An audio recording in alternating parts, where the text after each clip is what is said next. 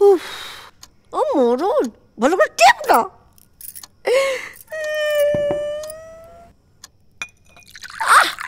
লাগছে তো, আস্তে তুই টিপটাও শিখেছিস নাকি?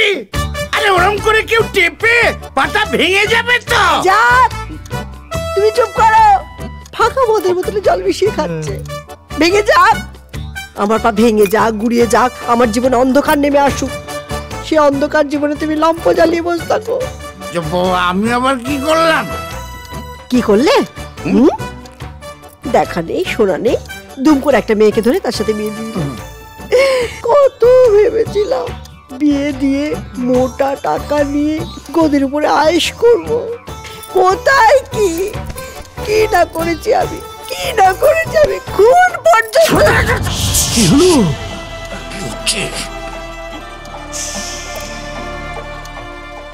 দেওয়ালেরও কান আছে। আরে আরে থাকুক না, কানে তুলো বুঝে দেবো। এত চিন্তা করছো কেন? একবার হাতে যখন এসে পড়েছে তখন যেমন নিংড়বো তেমনি রস বেরোবে।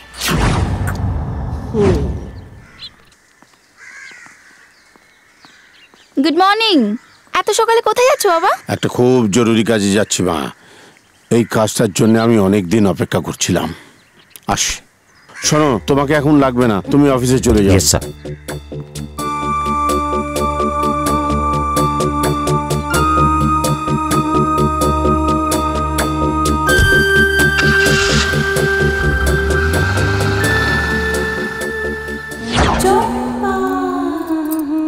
কি করছো চম্পা? বৌদিমণি, তুমি উঠে পড়েছো?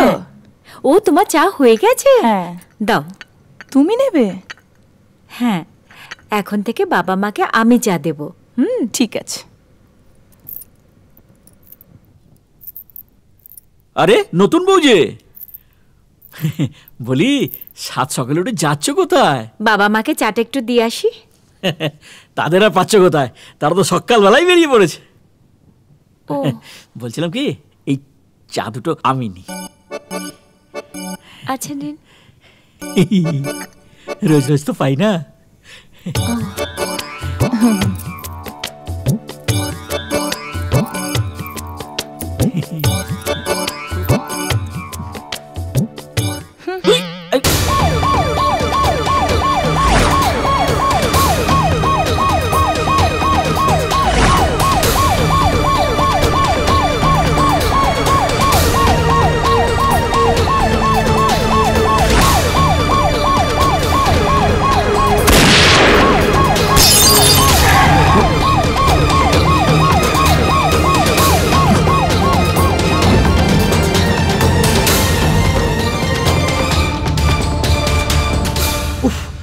আমার প্রেশারটা না দাঁতের মাকুর মতো ওঠানামা করছে। কাজটা হবে তো গো? জানি না, কিন্তু কাজটা না হলে আমাদের জেলের ঘানি টানতে হবে।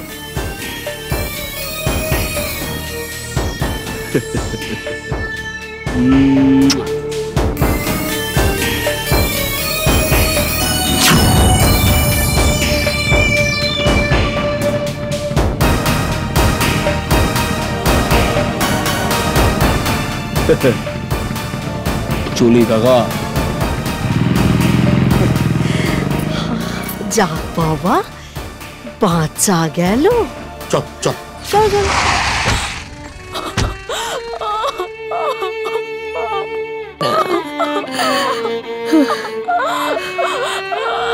কে মারলো আমার বাবাকে? আমার বাবাকে কে মারলো বলো? मैं अभिषेक कुमार, ताजा टीवी से। दरअसल मैं अभी डीआईजी सदानंद के घर पर मौजूद हूँ और आप जैसा कि यहाँ पे देख सकते हैं लोगों का काफी भीड़ सा लगा हुआ है। दरअसल बात यह है कि डीआईजी सदानंद को दिन दहाड़े गोली मारकर हत्या की जाती है और अभी भी कातिल सरेआम घूम रहा है और इस वजह से पुलिस कर्मियों में भी काफी गुस्सा है। पर सवाल ये उठता है कि क्यों आज हमारे देश में ऐसा हो रहा है और आप देख सकते हैं कि इनके परिवार काफी शोककुल में भी नजर आ रहे हैं। पर खैर, अब देखना है आगे की कार्रवाई क्या होती है। मैं अभिषेक कुमार, ताजा टीवी से। धन्यवाद। ওই বৌমা কই? বৌমা, কলি গো, বৌমা। কলি। আপনারা আমাকে ডেকেছে। তোমার বাবা মানে শ্বশুর মশাই কেমন বায়না করছে একবার দেখো শোনো। কি বায়না বাবা? বৌমা, হ্যাঁ বলুন। এখানে একটা সই করতে হবে। একটা ছোট্ট সই ফাজ করে দাও দেখি। সই করলেই 70 কোটি টাকার প্রজেক্ট ভাবা যায়। এই ফাইলটা তো? ওটা আমারই ফাইল, এই আমার শালার নামে। তো ওটা আটকে রেখেছেন কেন? আরে চটপট সই করে ছেড়ে দিন। হ্যাঁ গো, বলছি সব বাচ্চা দিয়ে আমাদের 20 কোটি টাকা থাকবে না?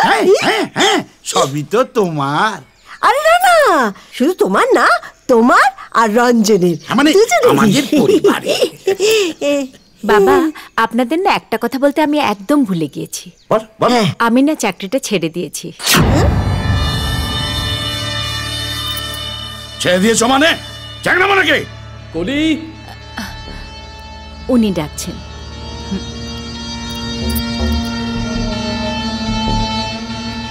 একুলো গেল ওকুলো গেল, চাকরিটা ছেড়ে দিল, এবার কি হবে? ভাবতে হবে। ছেড়ে দিলে সোনার গৌর আর তো পাবো না। না, কেন এমন হলো বলো তো? আমার বাবার তো কোনো শত্রু ছিল না। আমিও তো তাই জানি। আচ্ছা, আমাকে একটা কথা বলো তো। আমি না কয়েকদিনের ব্যস্ততায় তোমায় জিজ্ঞাসা করতে ভুলে গেছি।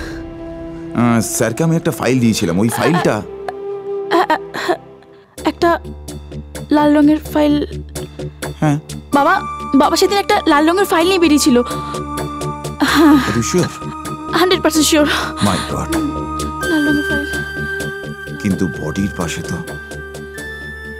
কোনো ফাইল পাইনি।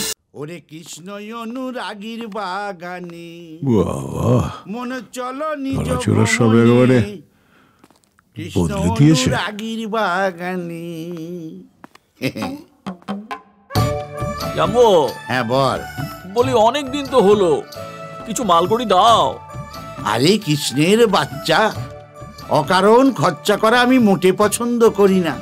আচ্ছা ঠিক আছে, যা, তোকে এবার প্রতি মাসে 5 টাকা করে বাড়িয়ে দেবো। ওফ, একটু তো বাড়াও।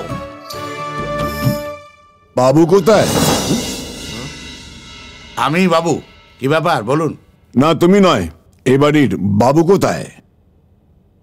হ্যাঁ মশাই, চোখে চশমা লাগিয়েও বুঝতে পারছেন না যে আমি এই বাড়ির বাবু? এই দেখুন পা টিপছে, সোফায় শুয়ে আছি, মানেটা কি বলুন? না তুমি নয় বিষ্ণু, এ বাড়ির বাবু চন্দ্রমোহন রায় কোথায়, ওরফে রঞ্জন মাহাতো, সে কোথায়? হ্যাঁ মশাই, কে বলুন তো আপনি? তোমার নজর দেখছি অনেকটা কমে গেছে, তাই হয়। বিষয়ের বিষে ডুবে গেলে পরে একটা মানুষ নিজের পরিচয়টুকুও ভুলে যায়। ভালো করে চেয়ে দেখো তো, আমায় চিনতে পারো কিনা বিষ্ণুকান্ত?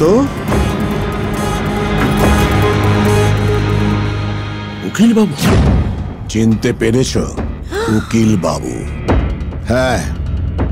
সেদিনের কথা মনে পড়ে, যেদিন বড়বাবু কৃষ্ণমোহন রায় এই রঞ্জনের বাবা কি বলেছিলেন?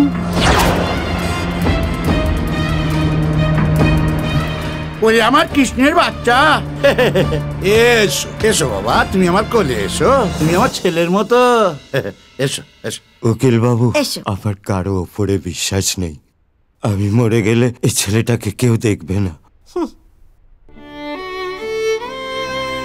আপনি তো সবই জানেন, তাই আপনাকে সেইভাবে বিলটা বানিয়ে আনতে বলেছিলাম। আগে হ্যাঁ, আপনি যেমনটি বলেছিলেন আমি ঠিক তেমনটি লিখে নিয়ে এসেছি। আপনার গচ্ছিত টাকার সুদ থেকে যে আয় হবে তাতে চন্দ্রমোহনের সংসার চলবে, আর আপনার পরিচারক বিষ্ণুকান্ত মাহাতো ও তার স্ত্রী সুন্দরী দাসী দুজনে মাসোহারা পাবে। আমি কৃষ্ণমোহন রায় আমার সমস্ত বিষয় সম্পত্তি এবং ব্যাংকের গচ্ছিত অর্থ আমার পুত্র চাঁদমোহন রায়ের স্ত্রীকে নিঃশর্ত দান করিয়া গেলাম।